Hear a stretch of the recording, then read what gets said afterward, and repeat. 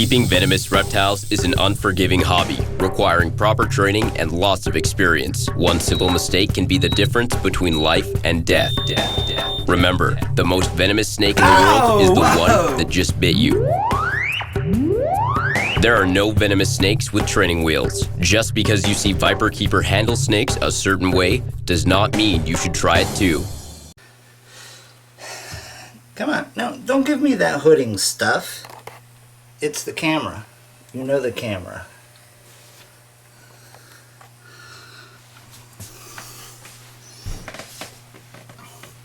You want some more water, huh? I'll give you some more water.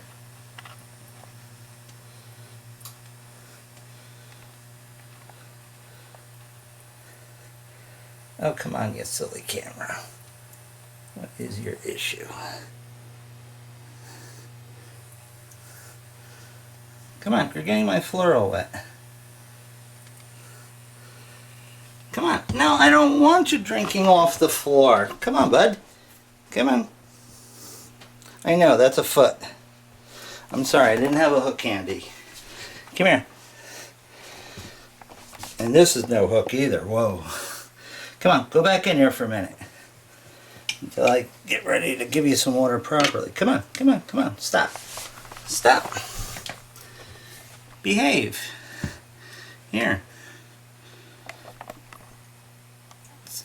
That's better. That's better. We position the head with the hook, and if they behave themselves, they stay in position. Now, if you remember correctly, this is a big black-necked spitter, Naya nigricalis. He was sold to me as a black pack, but in the process of figuring out what he was, he sort of had a huge venom spurt all over my camera.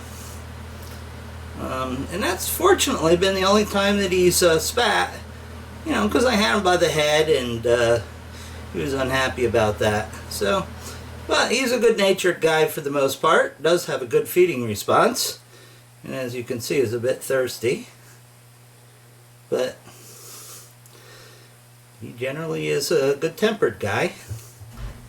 That's why we keep him around.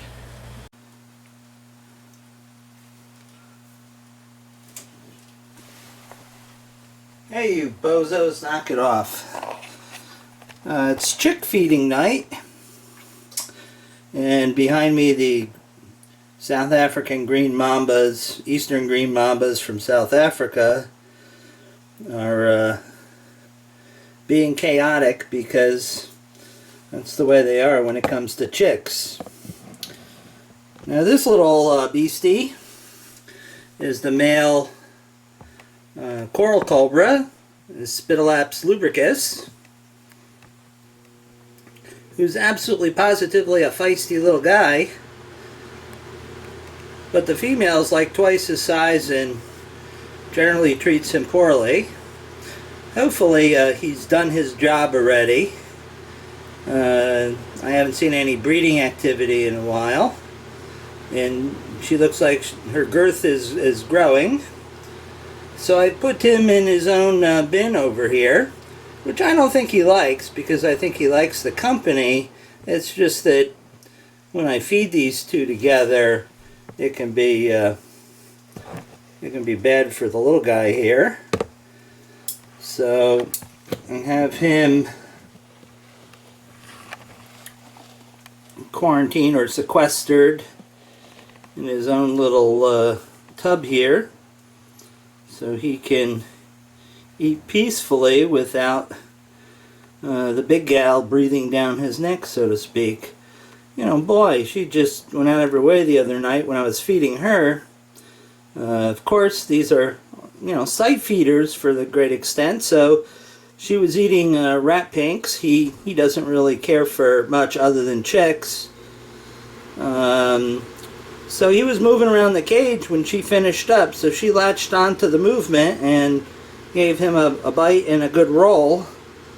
Not the kind of rolls that guys are looking for.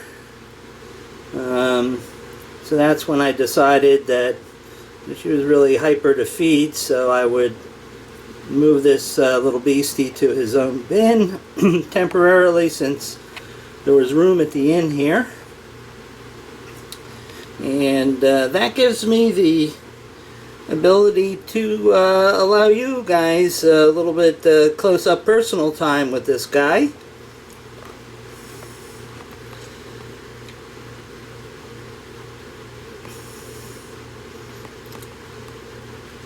He really does like his chicks, but they're almost too big for him to eat. Hey, but I've eaten some big ones in my days, and they go down just as easy once you get the hang of it. So, alright, we'll let him finish that chick off, and I of course have other fish to fry here, so to speak.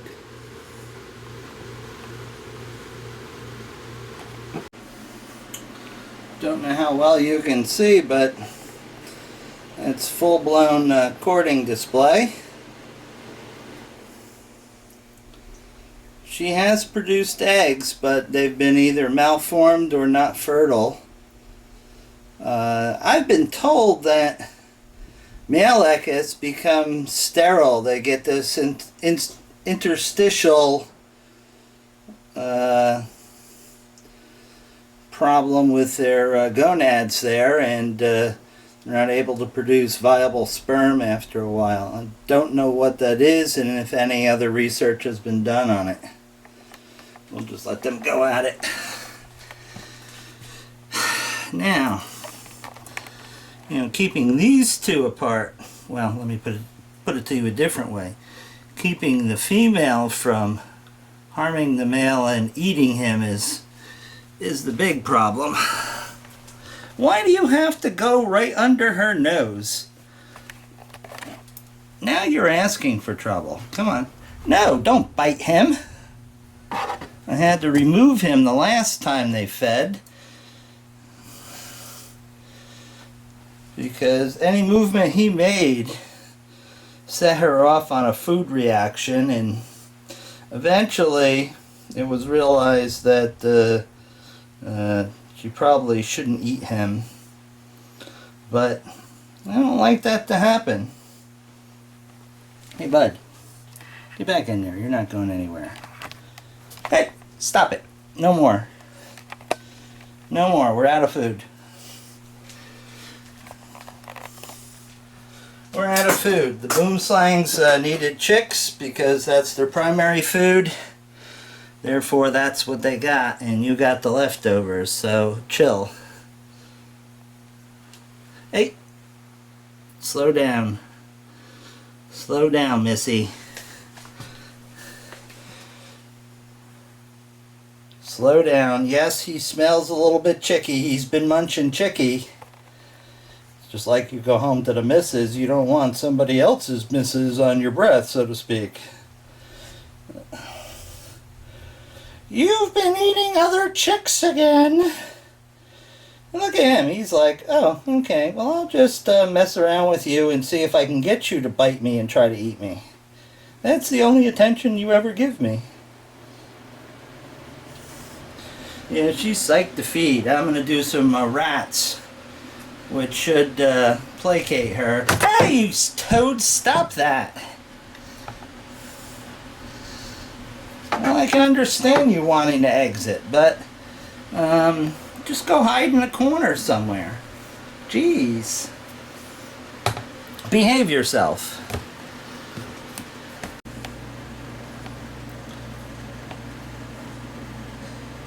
As many of you know, Mr. Brown really likes chick heads. Although this one's giving him some difficulty.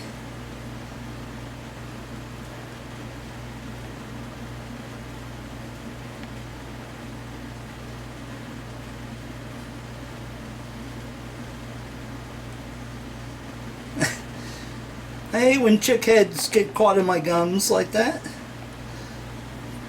Yeah, he's gonna work it out though.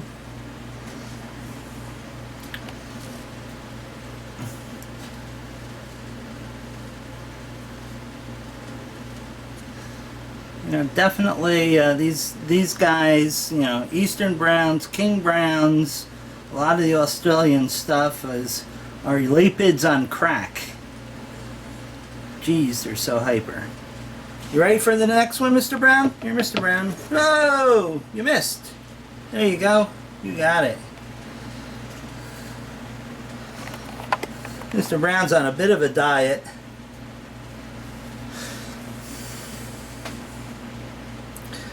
Trying to get him to a good breeding weight for next season to visit with Mrs. Brown. Yep.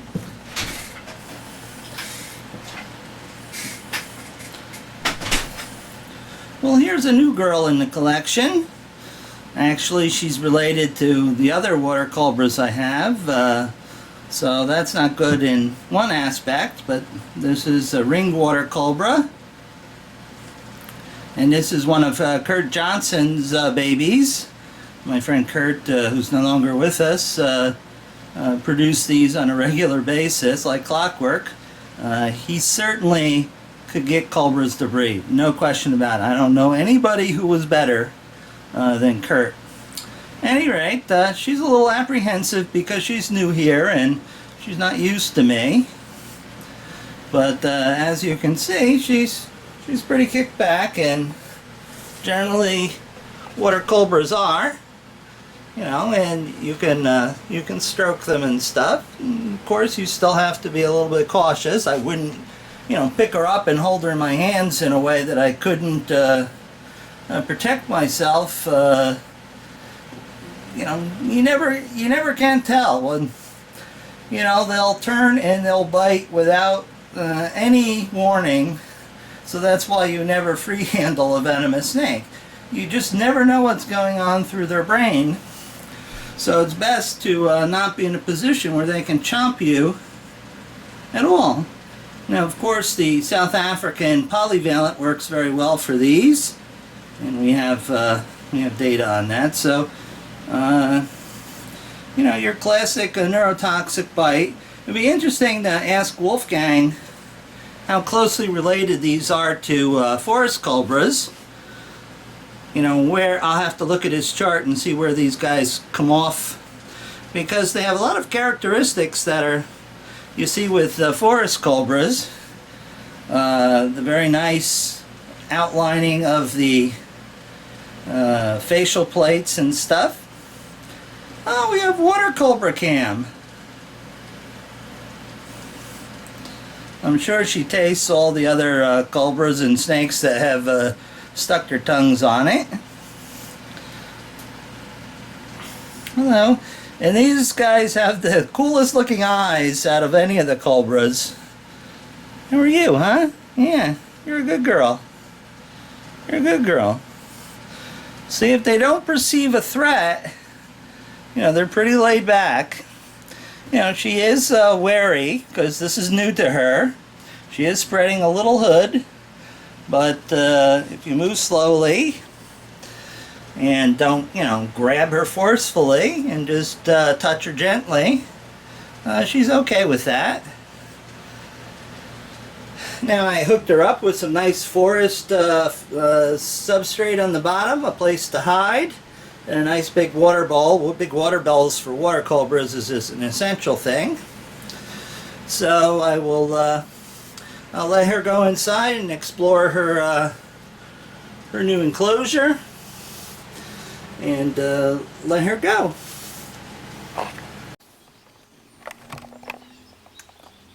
Look at all these cute little buzztails. These are Crotalus basilicus, the very large West Coast rattlesnakes.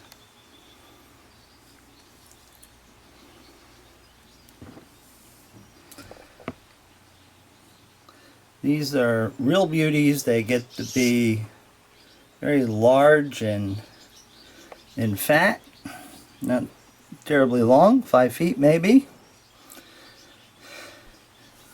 and they pack a punch.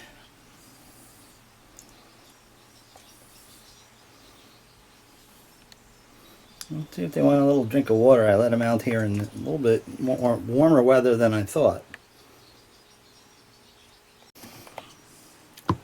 I have to be careful because I don't know all the whereabouts of. Oh, is that nice and cool? Nice and cool drink for little baby. Would you like some too? Oh. I'm sorry, I interrupted your drink.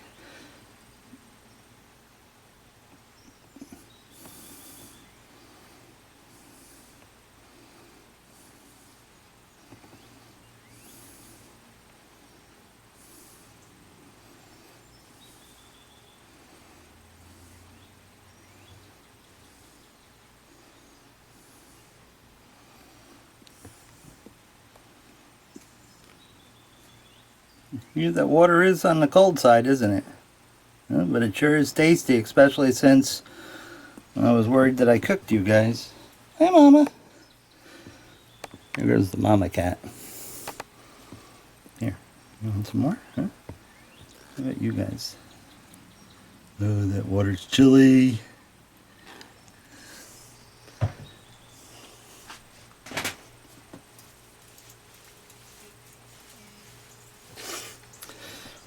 It's 98 degrees out today. 37 for my Celsius fans. That's about as hot as it gets around these parts. Even though tomorrow is supposed to be a little bit warmer. Gotta be careful that little guy doesn't sneak up on me. Hello. Hello. I see you have some head plates stuck. Hmm? Yeah. These guys have gone through their first shed already.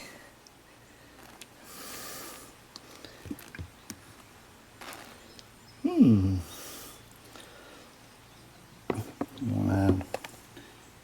gonna do Crotalus basilicus cam, huh? Is that what you want to do?